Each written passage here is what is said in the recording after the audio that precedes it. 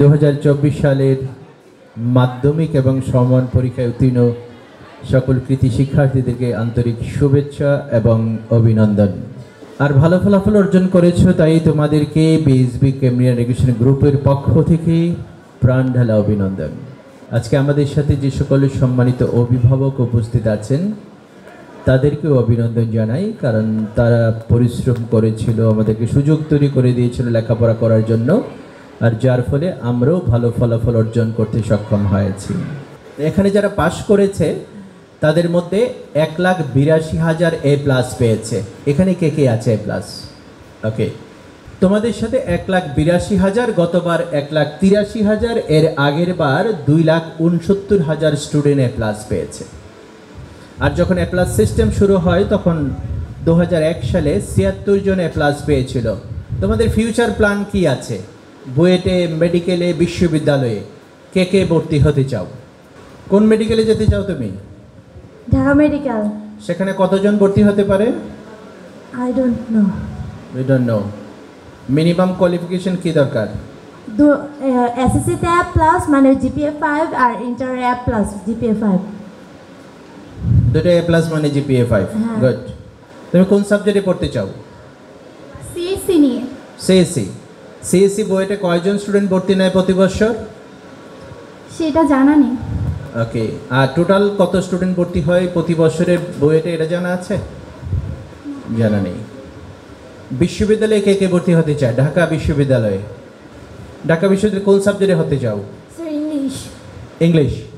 ইংলিশে কতজন ভর্তি হয়? ধারণা নেই। ধারণা নেই। টোটাল ঢাকা ইউনিভার্সিটিতে কতজন ভর্তি হয় প্রতি বছর? সরি। আপনাদের সন্তানরা অনেক ভালো ফলাফল অর্জন করেছে এবং তারা এসএসসি পাস করেছে। 2 বছর পরে তারা এইচএসসি পাস করবে। তাদের মধ্যে বেশিরভাগ স্টুডেন্ট কোথায় পড়বে, কি পড়বে সেটা তারা জানে না। গত বছর 23 সালে জিপিএ 5 পেয়েছে 92,000 স্টুডেন্ট। আর যখন অটো পাস ছিল তখন 1,89,000 পেয়েছিল।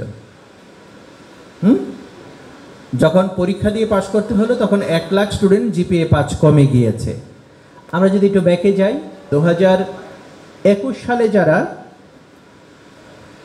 জিপিএ 5 পেয়েছিল 1,83,000, তারা পরীক্ষা দিয়ে কতজন পাস করলো? মাত্র 10,67,000 স্টুডেন্ট পাস করেছে। তোমরা যখন 26 সালে পরীক্ষা দেবে, তোমাদের এখনকার সংখ্যা কত আছে? এখনকার সংখ্যা আমরা বলছি, তোমাদের টোটাল শিক্ষার্থীর সংখ্যা এই মুহূর্তে 16,72,000 আছে। সেখান থেকে বড়জোর হয়তো 10 লাখ বা 11 লাখ স্টুডেন্ট উচ্চ মাধ্যমিক পাস করবে। সেখান থেকে হয়তো 1 লাখ স্টুডেন্ট A+ পাবে। তাহলে 16,72,000 থেকে 2 বছরের ব্যবধানে কম করে হলো 6 লাখ স্টুডেন্ট জ্বরে পড়বে। এবার যারা 1,82,000 A+ পেয়েছো, সেখান থেকে হয়তো 1 লাখ A+ পেতে পারে, বা 1 লাখ না পেতে পারে, হয়তো 82,000 পেতে পারে। যদি ফুল সিলেবাসে পরীক্ষা হয় তাহলে অর্ধেকের বেশি জিপিএ 5 পাবে না। ঢাকা মেডিকেল কলেজ, যে প্রশ্নটা তোমাদের সামনে এসেছিল, 226 জন স্টুডেন্ট প্রতি বছর ভর্তি নেয় মেধা তালিকায়, আর 4 জন স্টুডেন্ট নেয় কোটা ভিত্তিক। তাহলে কত হলো? 230 জন। যদি ঢাকা মেডিকেলে কেউ পড়তে চায়, মেধা তালিকায় 230 জনের মধ্যে বা 26 জনের মধ্যে থাকলে তাহলে ঢাকা মেডিকেল কলেজ পাওয়া যাবে। যদি 4,600 জনের মধ্যে মেধা তালিকায় থাকা যায়, তাহলে সেখানে আমরা বাংলাদেশের যে কোনো সরকারি মেডিকেলে চান্স পাবো। যদি মেধা তালিকায় 11,500-এর মধ্যে থাকতে পারি, তাহলে বাংলাদেশের যে কোনো প্রাইভেট ইউনিভার্সিটিতে মেডিকেলে চান্স পাবো। তাহলে মেডিকেলের সিট কতগুলো আছে সারা বাংলাদেশে? সরকারিতে 4,600 আর বেসরকারি সহ 11,500। গতবার মেডিকেলে পরীক্ষা দিয়েছে 1,04,000, আর এর আগের বার পরীক্ষা দিয়েছিল 1,35,000। 1,35,000 যেবার পরীক্ষা দিল, সেইবার পাস নাম্বার উঠাতে পেরেছিল 57,000 স্টুডেন্ট। তার মানে হচ্ছে যারা 80% নাম্বার নিয়ে মেডিকেলের ভর্তি পরীক্ষা দিয়েছে তাদের মধ্য থেকে মাত্র 57,000 স্টুডেন্ট 40% নাম্বার উঠাতে পেরেছে। পাস নাম্বার হলো 40%, আর তাদের মধ্য থেকে 11,500 স্টুডেন্ট সরকারি এবং বেসরকারিতে চান্স পেয়েছে। তাহলে মেডিকেল চান্স পাওয়াটা কি ইন্টারমিডিয়েটে বা ম্যাট্রিকে জিপিএ 5 পাওয়ার মতো? সেরকম না, তাই তো? যদি বুয়েট বিশ্ববিদ্যালয় বা মেডিকেলে অথবা আমাদের পছন্দের কোনো সাবজেক্টে পড়তে চাই, হয়তো আমি বলছি 6,700 স্টুডেন্ট ঢাকা ইউনিভার্সিটিতে ভর্তি হবে, সেখানে 54টা সাবজেক্ট, ইতিহাস আছে, অর্থনীতি আছে, পৌরনীতি আছে, সমাজবিজ্ঞান আছে, রাষ্ট্রবিজ্ঞান আছে, হ্যাঁ, এরকম অসংখ্য সাবজেক্ট আছে যেগুলো আসলে এখনকার সময়ের জন্য অনেকটা পুরানো ব্যাকডেটেড সাবজেক্ট।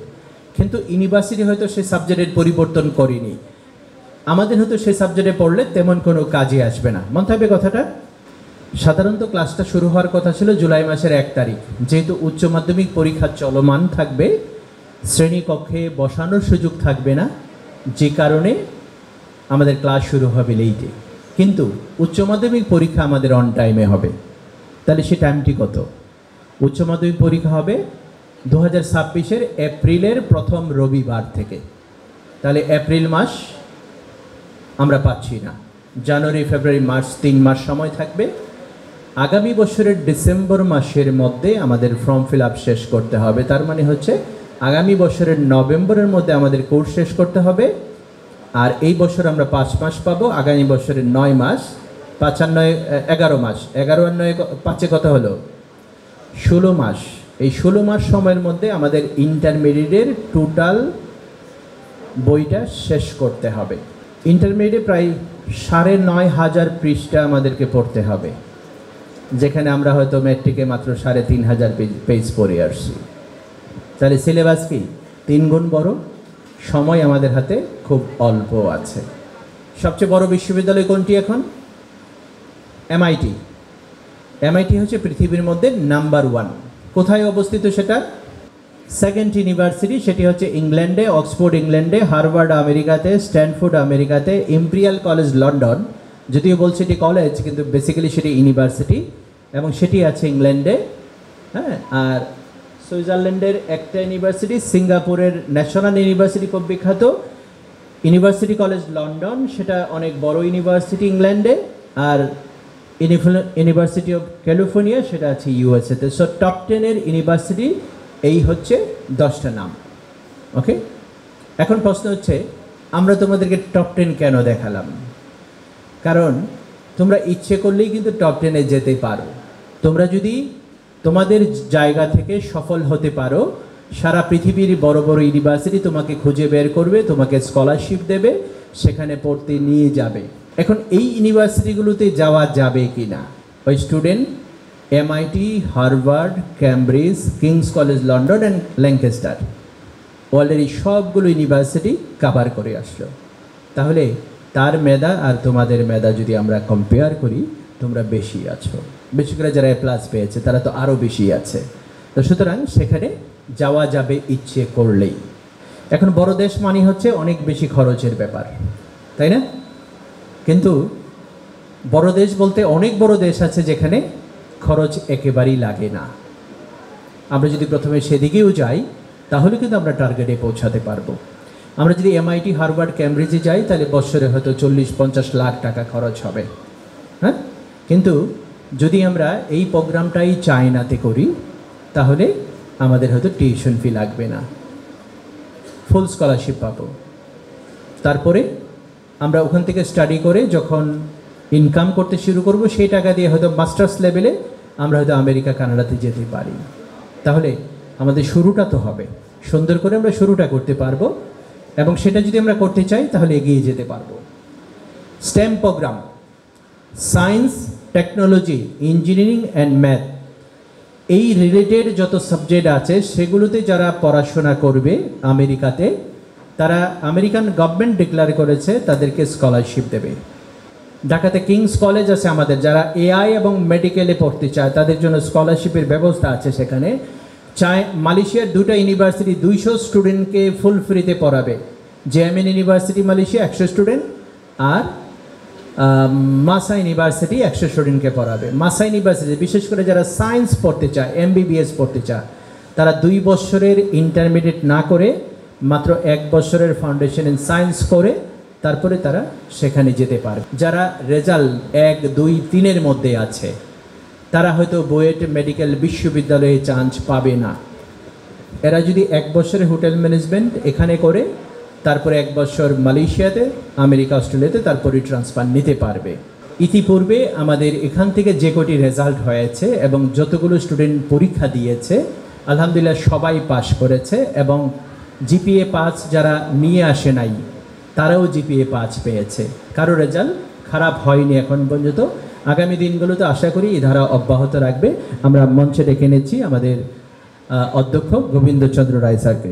এসএসসি কৃতি শিক্ষার্থী সম্বর্ধনা এবং বৃত্তি প্রদান 2024 অনুষ্ঠানে উপস্থিত আমার সুপ্রিয় শিক্ষার্থীবৃন্দ, সম্মানিত অভিভাবক মণ্ডলী, শিক্ষক মণ্ডলী, আসসালামু আলাইকুম। আমাদের যাত্রা শুরু হয় 2019 সালে। এই আখাউড়া ক্যামডিয়ান কলেজটি 100 জন শিক্ষার্থী প্রথম বছর পরীক্ষা দেয়, অর্থাৎ 2019-20 শিক্ষাবর্ষে আমরা 100 জন শিক্ষার্থী নিয়ে আমরা আমাদের জয়যাত্রা শুরু করি। আমাদের তখন শিক্ষক সংখ্যা ছিল 15 জন। আমরা 2019-20 শিক্ষাবর্ষে ভর্তি নেই। 2019 শিক্ষাবর্ষে ভর্তি নেওয়ার পরে 21 সালে আমাদের পরীক্ষার্থীরা পরীক্ষা দেয়। 100 জন পরীক্ষার্থী পরীক্ষায় অংশগ্রহণ করে, 100% পাস, 100% পাস, এবং 61 জনের জিপিএ 5 আসে। কিন্তু এসএসসিতে আমার জিপিএ 5 ভর্তি হয়েছিল মাত্র 13 জন। তাহলে এসএসসিতে 2019-20 শিক্ষাবর্ষে আখাউড়া ক্যামডিয়ান কলেজে ভর্তি হলো জিপিএ 5 নিয়ে মাত্র 13 জন।